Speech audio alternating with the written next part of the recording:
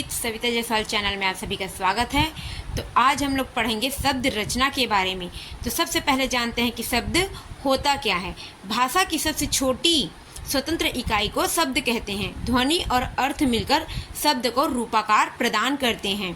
तो उसकी परिभाषा देख लेते हैं। वर्णों का ऐसा समूह जिसका निश्चित अर्थ होता है उसे शब्द कहते हैं। वर्णों के मेल से बनी सार्थक ध्वनि शब्द होती है। जैसे क धनमा धनला बराबर कमल, यहाँ शब्द है क्योंकि इसका अर्थ निकल रहा है। उसके बाद है माँ धन क धन ला बराबर मकल, यह शब्द नहीं है क्योंकि इसका अर्थ नहीं निकल रहा है।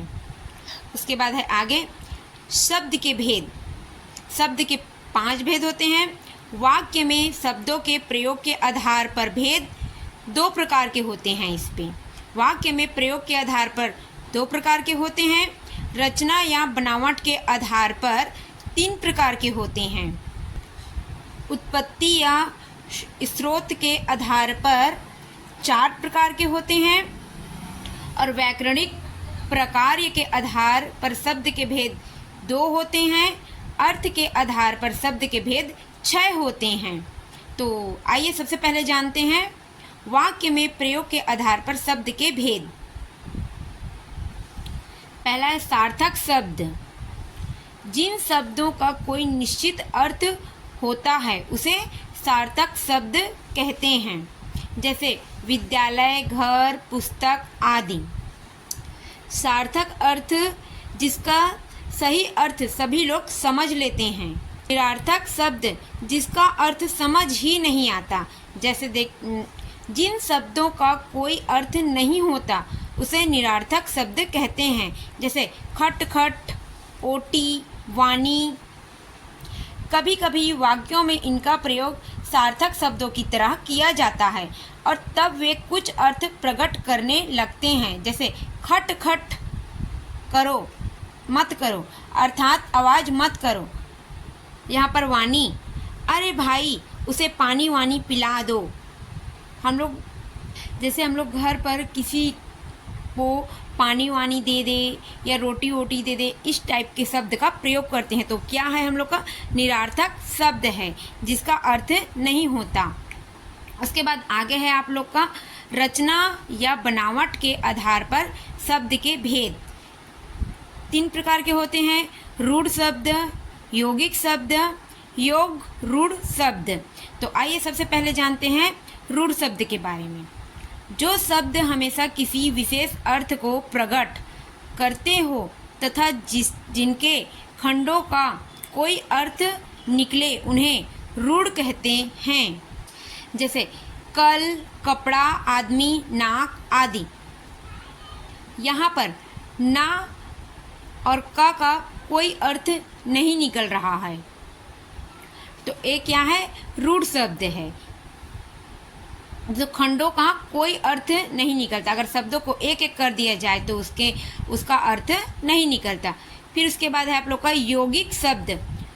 2 या 2 से अधिक शब्दों या शब्दांशों के मेल से बनने वाले शब्दों को यौगिक शब्द कहते हैं। जैसे 2 या 2 से अधिक शब्द जुड़ने पर नए शब्द बनते हैं, उसे क्या कहते हैं यौगिक शब्द। जैसे नर धन ईस, नरेश, यहाँ पर 2 शब्द मिले तो क्या हो गया नरेश।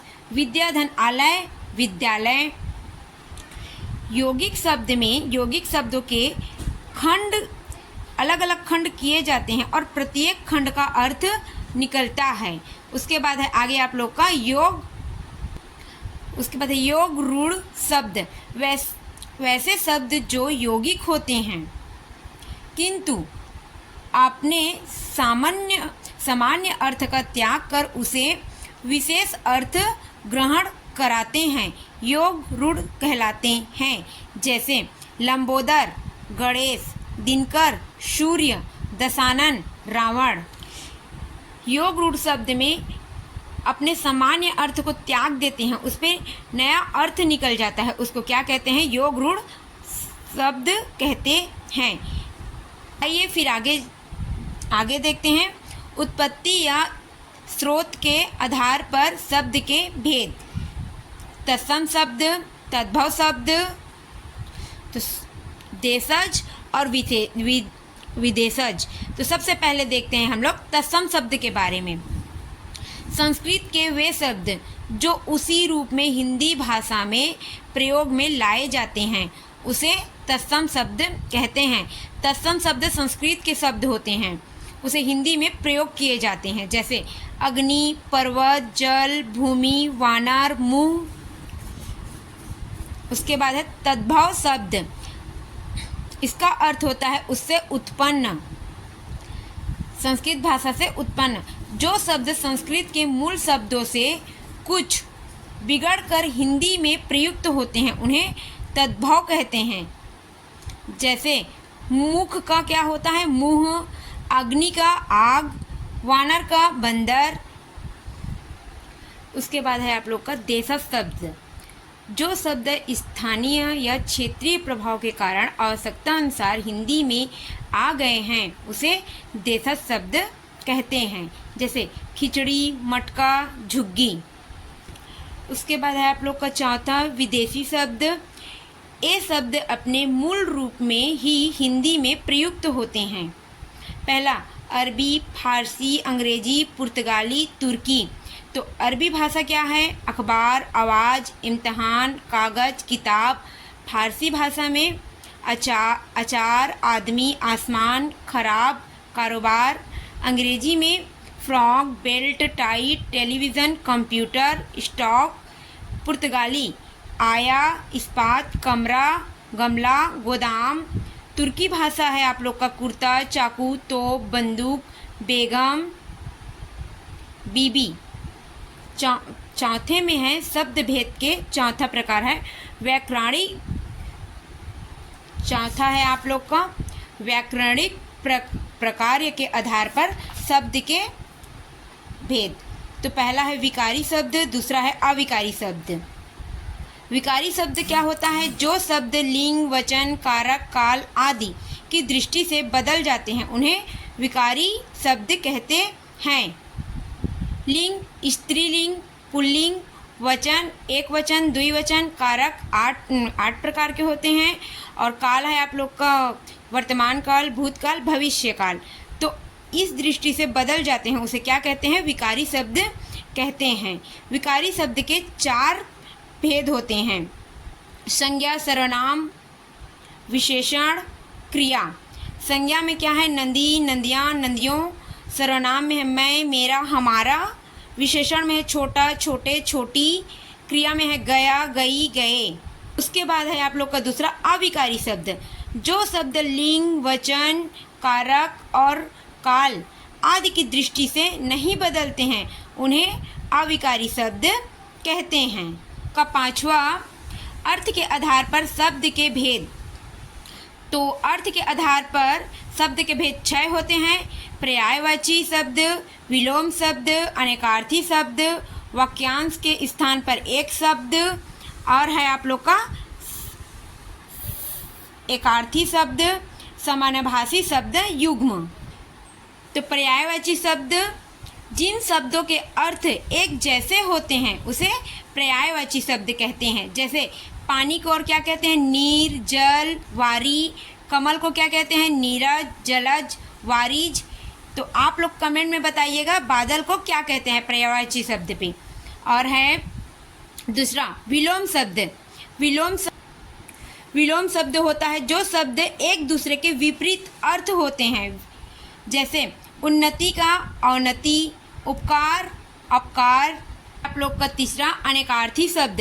अनेकार्थी शब्द होता है जिन शब्दों से एक से अधिक अर्थ होते हैं। जैसे पूर्व एक दिशा होता है और पहले भी होता है। काल का अर्थ होता है मृत्यु और काल का अर्थ एक होता है समय। उसके बाद है आप लोग का वाक्यांश के स्थान पर एक शब्द। इसका अर्थ होता है अनेक शब्दों के स्थान पर आने वाले एक शब्द को वाक्यांश कहते हैं। जो अनेक शब्द होते हैं उसके एक शब्द जो होता है उसको क्या कहते हैं? वाक्यांश के एक शब्द कहते हैं। जैसे उपकार को मानने वाला कृतज्ञ, जो सरलता से प्राप्त होता है उसे सुलभ। फिर है पांचवा आप लोग का एकार्थी शब्द। एकार्थी शब्द जिन शब्दों में एक एक अर्थ होते हैं, जैसे पीड़ा का दर्द, गृह, घर। फिर आप लोग का लास्ट है समानाभासी शब्द युग्म। ऐसे शब्द जिसकी वर्तनी में भिन्नता होते हुए भी उच्चारण में इतना कम अंतर होता है कि वे एक समान सुनाई देते हैं, परंतु उनके अर्थ सर्वथा भिन्न होते हैं, जैसे अन्न, अनाज, अन्य, दूसरा। तो शब्द रचना में बस इतना ही। आज के लिए धन्यवाद।